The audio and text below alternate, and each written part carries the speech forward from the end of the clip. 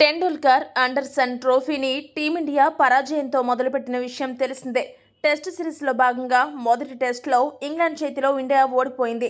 దీంతో ఇంగ్లాండ్తో రెండో టెస్ట్ కోసం భారత తుది జట్టు ఎంపిక ఎలా ఉండబోతుంది అనే విషయం ఆసక్తికరంగా మారింది.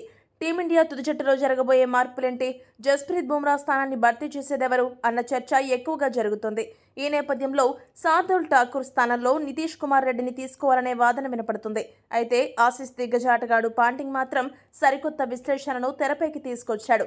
పాంటింగ్ మాట్లాడుతూ ఏమన్నాడంటే, టీమిండియా మొదటి టెస్టులో అనూహ్య రీతిలో ఓడిపోయింది. ఇండియా ఓటమి పాలవుతుందని అస్సలు అనుకోలేదు.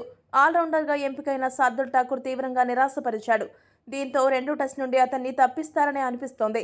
ఒకవేళ అదే గనుక జరిగితే అతడి స్థానాన్ని నితీష్ కుమార్ రెడ్డితో భర్తీ చేయాలని అంటున్నారు. కానీ నన్ను అడిగితే నేను ఆ నిర్ణయాన్ని వ్యతిరేకిస్తాను. ఎందుకంటే టీమిండియా బ్యాటింగ్ ఆర్డర్ బాగానే ఉంది. ఎటొచ్చి బౌలింగ్లోనే ఎక్కువ బలహీనంగా ఉంది. నితీష్ కుమార్ కూడా ఐపీఎల్లో అంత గొప్పగా బౌలింగ్ చేయలేదనే విషయాన్ని మనం మర్చిపోకూడదు. కాబట్టి నితీష్ను తీసుకోవడం వల్ల కూడా పెద్దగా ఉపయోగం లేదు. ఇటువంటి పరిస్థితుల్లో శార్దూల్ ఠాకూర్ స్థానంలో ఒక స్పెషలిస్ట్ బౌలర్ని ఎంపిక చేస్తే టీమిండియాకు ఉపయోగకరంగా ఉంటుంది. పిచ్ పరిస్థితిని బట్టి బౌలింగ్లో వైవిధ్యం తీసుకురాగలిగే కుల్దీప్ యాదవ్ లేదా హర్షదీప్ సింగ్ను జట్టులోకి తీసుకోవాలి. అలా చేస్తేనే టీమిండియాకు చాలా ఉపయోగం. లేదంటే టీమిండియాకు మరోసారి కష్టాలు తప్పవని పాంటింగ్ హెచ్చరించాడు. పాంటింగ్ చేసిన ఈ విశ్లేషణపై మీ అభిప్రాయాన్ని కామెంట్ చేయండి. మరిన్ని స్పోర్ట్స్ అప్డేట్స్ కోసం మా ఛానల్ను సబ్స్క్రైబ్ చేసుకోండి.